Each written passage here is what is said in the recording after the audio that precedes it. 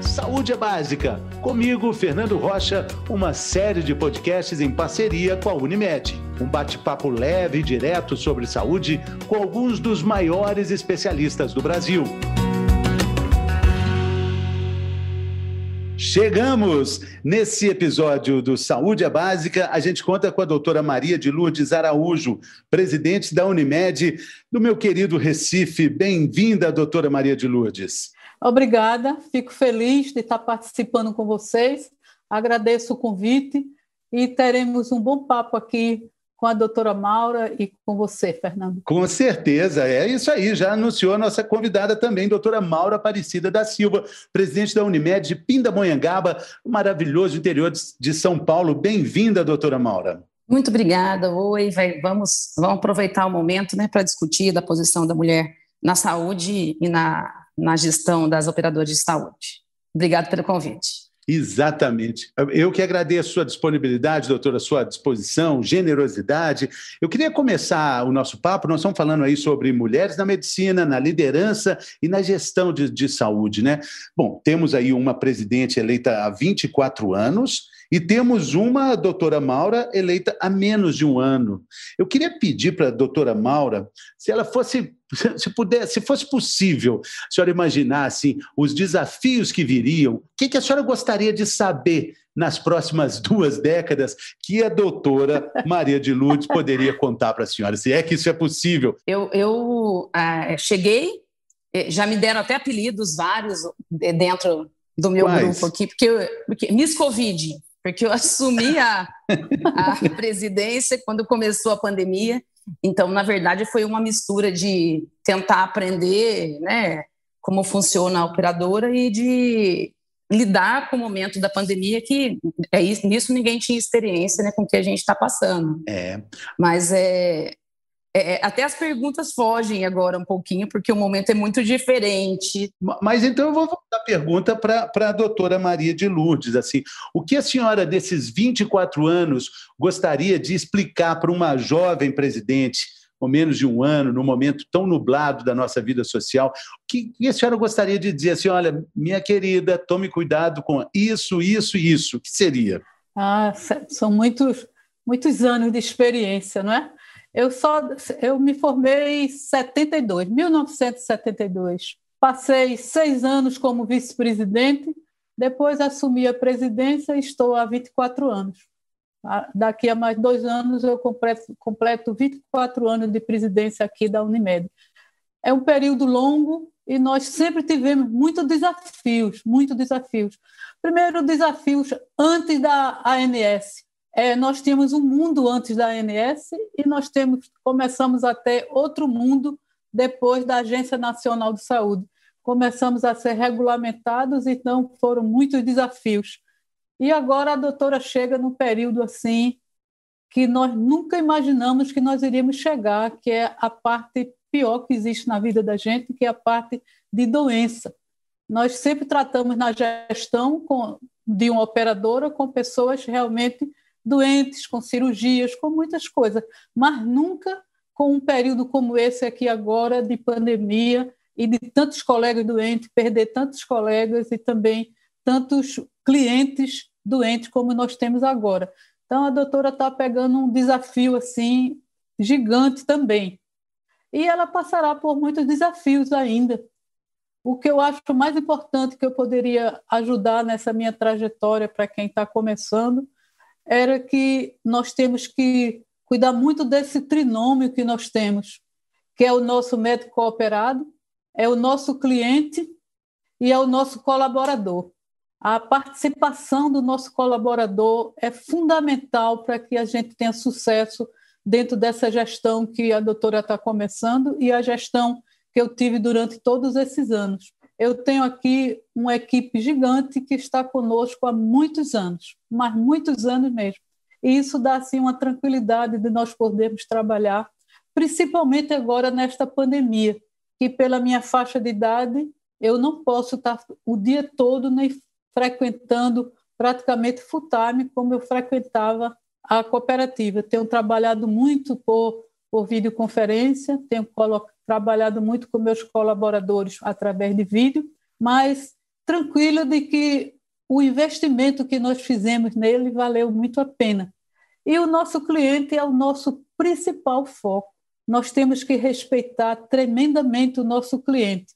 Eu comecei uma cooperativa com 64 mil vidas, hoje nós temos 215 mil vidas, mas eu te digo, doutora Maura, a grande importância não é ter uma grande quantidade de vidas, é a gente ter pessoas satisfeitas e que possamos fazer para eles aquilo que eles necessitam.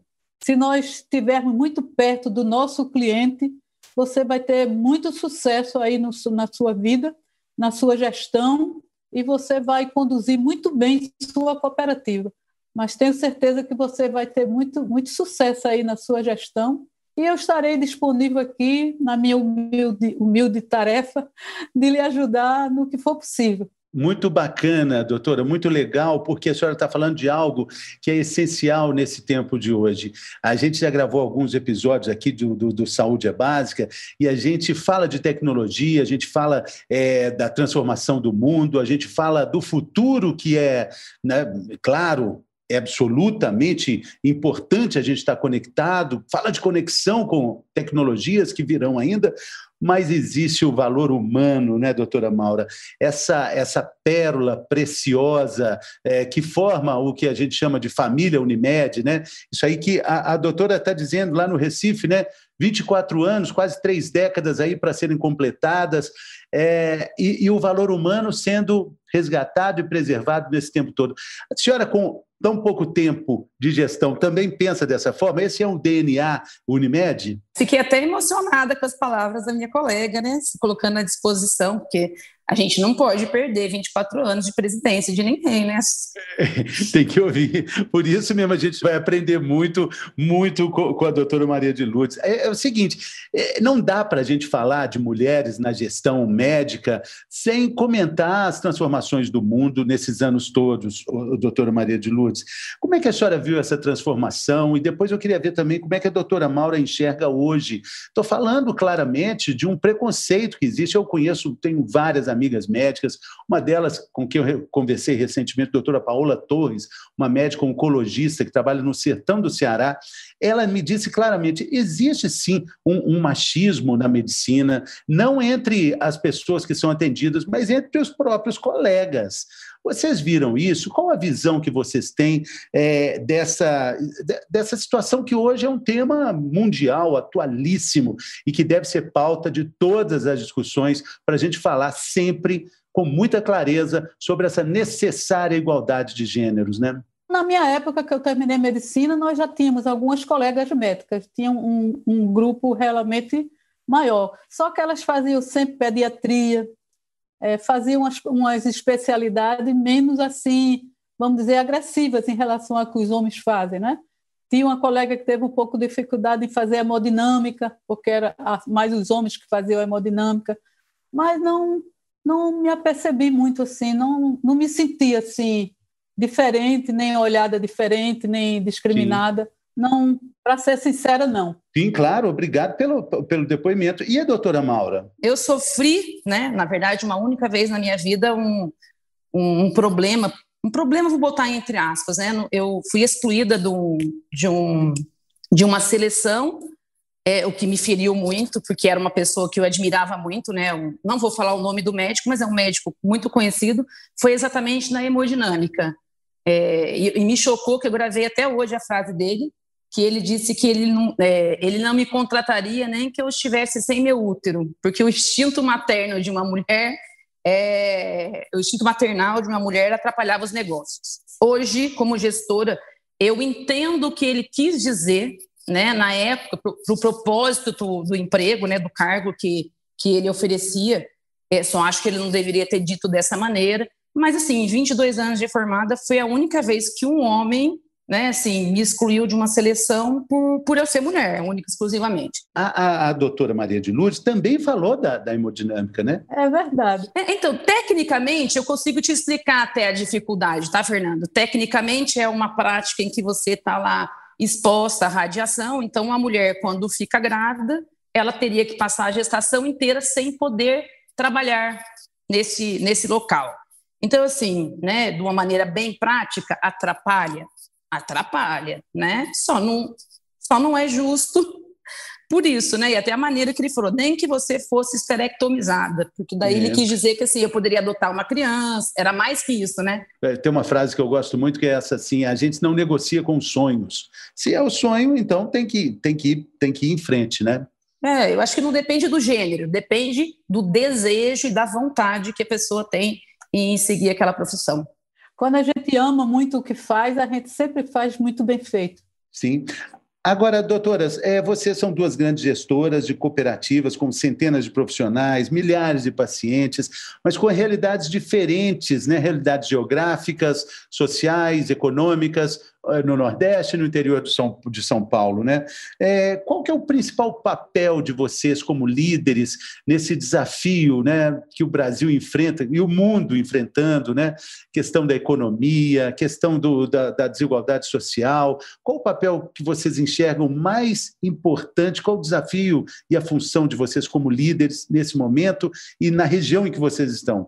A minha visão é que a gente tem que somar muito, tem que agregar demais as pessoas, ser muito transparente, ser muito verdadeiro, procurar um bom entendimento entre todos para que a harmonia ela seja assim, bem eficiente, bem notória dentro de toda a organização que nós estamos cuidando. A minha cidade é uma cidade pequena, né? Tem 120 mil habitantes, é uma cidade pequena no interior. Pinda, querida Pinda. É uma cidade uma cidade pequena, né? A gente tem um contato muito grande com a população aqui, a gente é conhecido pelo nome, na padaria, no supermercado, no shopping, né?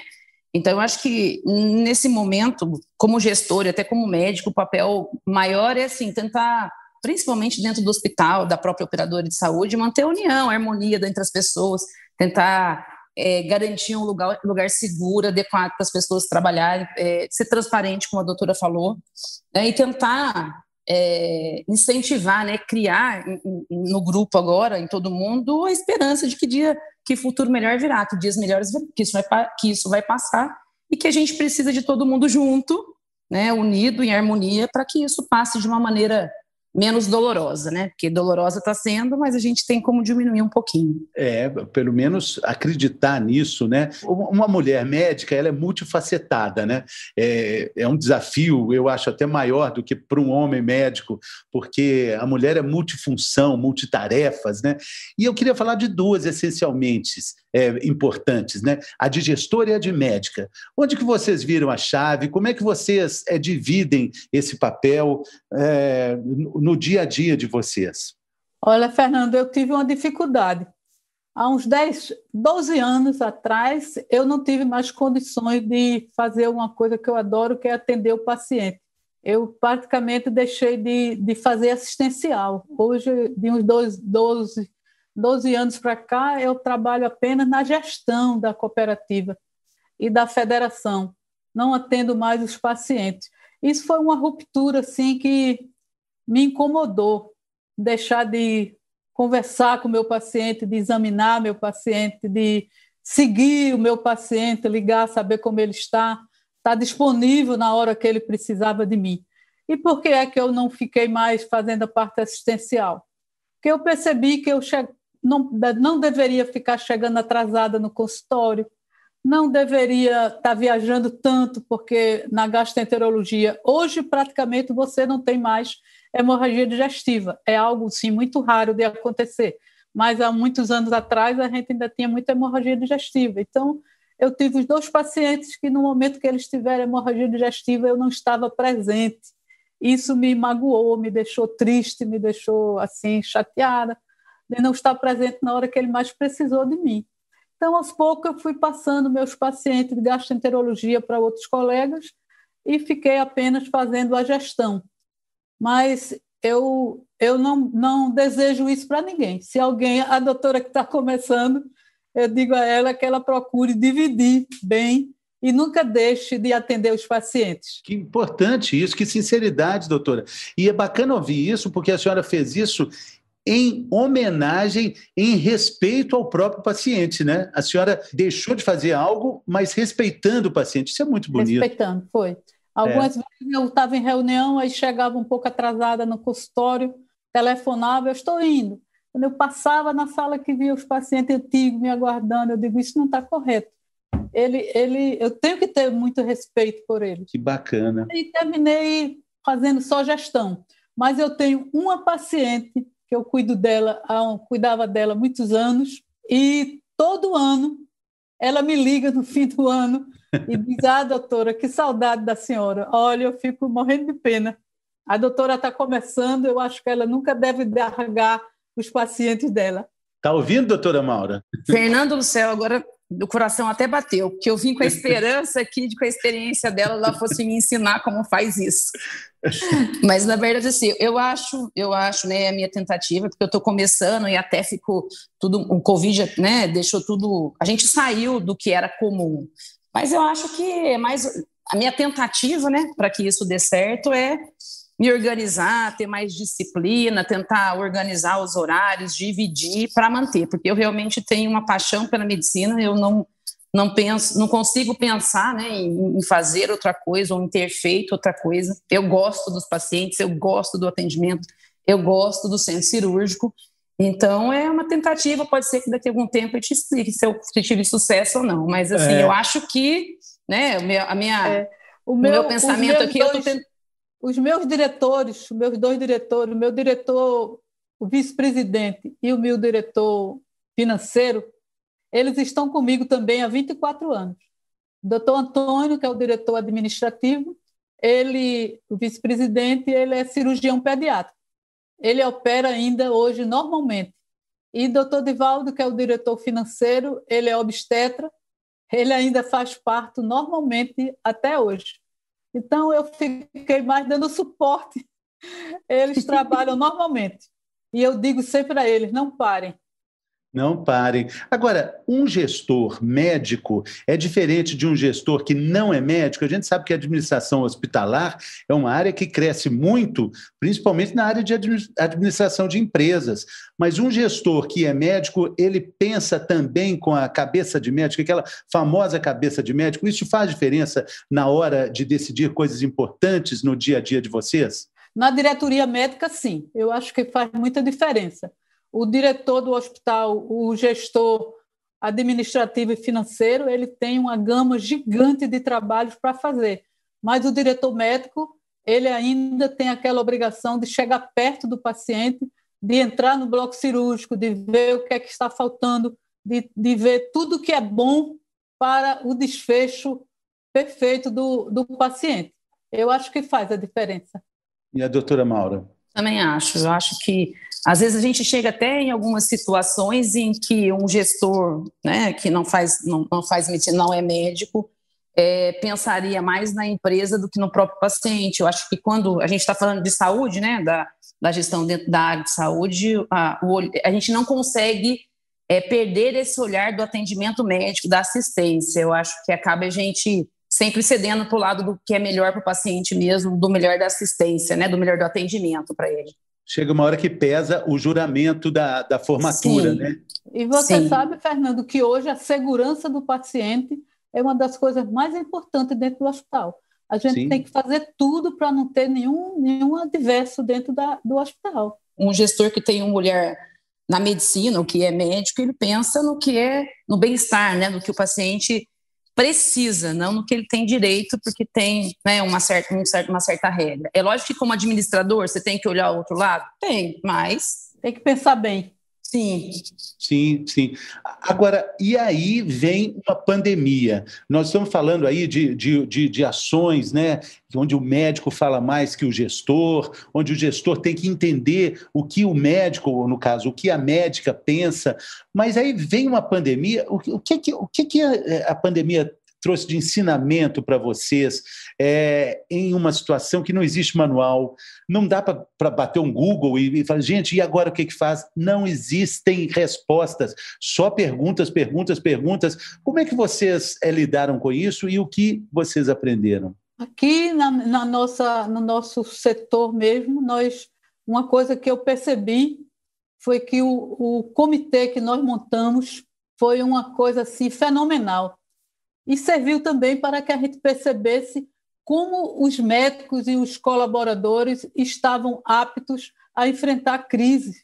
O nosso comitê aqui funcionou e funciona assim de um modo excelente. Se organizaram, essa parte aí de EPIs, eles tomaram muito cuidado para não faltar, tomou-se muito cuidado com os médicos para eles não se contaminarem, e também a tecnologia. Eu acho que eu mesma não era 100% assim voltada para a tecnologia, mas pela minha pouca participação nessa área de tecnologia, né? As pessoas mais jovens geralmente estão bem mais ligadas na tecnologia, mas ela também ajudou muito a você divulgar, a você fazer as suas reuniões, a você até conversar o paciente da UTI lá. Aqui a gente tomou a atitude de fazer com que ficasse sempre um celular ou um iPad na UTI para ele se comunicar com a família dele. Tornou assim as coisas muito mais humanizadas dentro dessa área de atendimento. A tecnologia, eu acho que ela surpreendeu a gente agora nessa pandemia. Doutora Maura, como é que a senhora montou esse quebra-cabeças?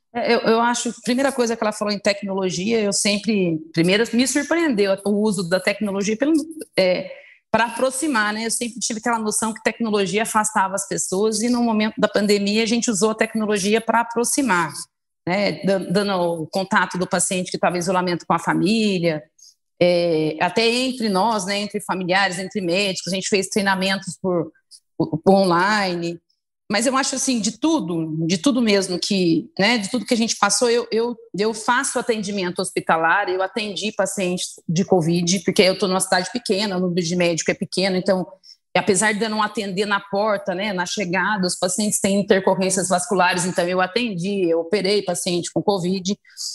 Mas o que eu tirei disso tudo é que eu acho que não tem, né, dentro do hospital, dentro da operadora de saúde, até na sociedade, não tem a profissão que é mais importante, ou a especialidade que é muito mais importante. Eu acho que a união agora fez a força, né, de todo mundo. Eu acho que não dava para a gente ter um bom desenvolvimento dentro do hospital, um bom atendimento, se a gente não tivesse todo mundo trabalhando junto, né, se preocupando com o pessoal da limpeza, que está usando a EPI adequada ou não. Então, sempre tinha um olhar de cuidado tem ainda, né, o olhar de cuidado dentro da equipe.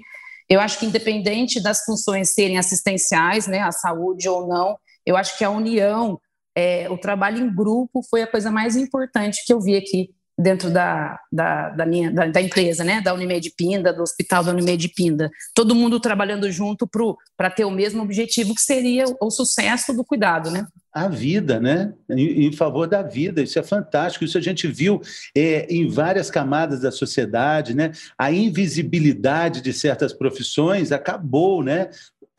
Elas apareceram para a sociedade, né? Agora, falando de gestão de saúde, falando também de uma palavra, a gente já conversou sobre isso em outros episódios aqui do nosso podcast Saúde é Básica, falando assim da procura por esse ouro chamado imunidade. Quando a gente fala sobre isso, né? A gente fala de vacina, a gente fala de prevenção, mas tudo cai na imunidade. E imunidade tem muito a ver com a atenção básica de saúde, né? Atenção primordial, com algo que deve ser também um desafio para vocês como gestoras, né? Acho que a atenção básica da saúde ela é mais assim desafiadora para o setor público. Lá no nosso nível de trabalho que nós temos, nós cuidamos muito assim dos nossos pacientes. Então, nós temos o trabalho do idoso acolhido, nós temos também um trabalho muito forte na criança que é diabética, nós temos nossas reuniões para que a parte alimentar dos nossos pacientes sejam bem orientadas.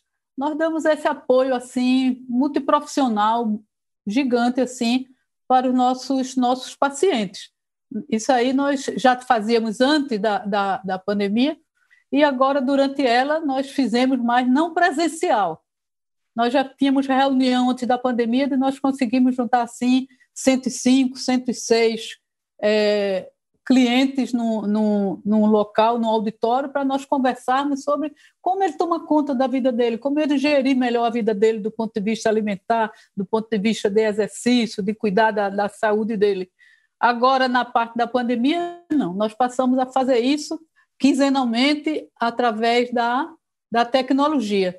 Não ficamos mais pertinho dele, nem olhando ele. Mas não é menos eficiente, né, doutora? É um método que não é menos eficiente, ajuda também, porque é esse remedinho precioso que eu falo sempre, chamado informação. Informação é um remédio bom demais, bom da demais. Conta, como se diz, em Minas Gerais, né?